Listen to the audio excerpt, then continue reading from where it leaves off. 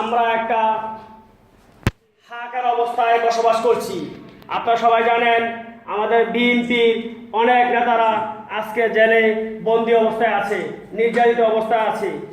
বাংলাদেশের বর্তমান পরিস্থিতি যদি আপনারা অবজার্ভ করেন, আপনারা জানতে পারবেন দেশের বিডিআর বিদ্রোহের পরে এক এক ঘটনা ঘটতেছে। এই ঘটনার জন্য হাসিনা সরকার সব ঘটনার সাথে দায়ী। রিসেন্ট আমাদের গুলশানে যে রেস্টুরেন্টে হামলা হয়েছে, আমরা হলফ করে বলতে পারি এই হামলার জন্য হাসিনা সরকার দায়ী। এই হামলার পিছনে যখন সূত্রপাত হয় আন্তর্জাতিক লবি, তারেক রহমানকে সাধুবাদ জানায়। আপনি দেশে যান, দেশে যে বর্তমান রাজনীতি পরিস্থিতিকে হাতে হাত ধরেন, দেশের ভবিষ্যৎকে বাঁচান। সেই সুবাদে আমরা শুনতে পাই আমাদের জননেতা তারেক রহমান অচিরেই বাংলাদেশে আসবে এবং বাংলাদেশের বর্তমানে এই অসামাজিক এক পরিস্থিতিকে অবৈধ হাসিনা সরকারকে হটিয়ে বাংলাদেশকে একটা সুনির্দিষ্ট গণতান্ত্রিক রূপ দিবে। এই কথা শোনার পরে অবৈধ হাসিনা সরকার, তার মন্ত্রিপরিষদ সরকার সবাই মিলে কিভাবে তারেক রহমানকে হটাবে সেই পায়তারা শুরু করে। তারই একটা রূপরেখা আজকের রায়।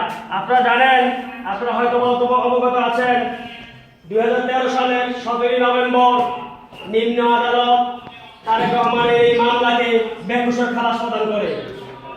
কিন্তু এই খালাস প্রদান করার পরে বর্তমান অবৈধ হাসিনা সরকার এই মামলাকে হাইকোর্ট থেকে আবার জারি করে আজকের এই রায় প্রদান করে 7 বছরের জেল এবং 20 কোটি টাকা জরিমানা।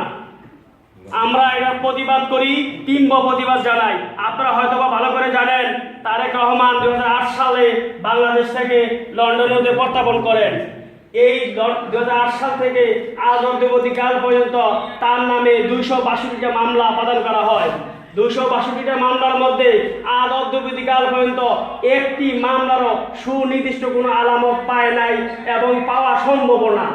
আমাদের নেতা বাংলাদেশে 2001 থেকে 7 সাল পর্যন্ত বাংলাদেশ জাতীয়তাবাদী দল বিএনপি যুগ্ম মহাসচিব হিসেবে দায়িত্ব পালন করা অবস্থায় কোনোদিনও কোনো দুর্নীতি করে নাই এবং দুর্নীতির সাথে সে উৎপেতভাবে জড়িত না।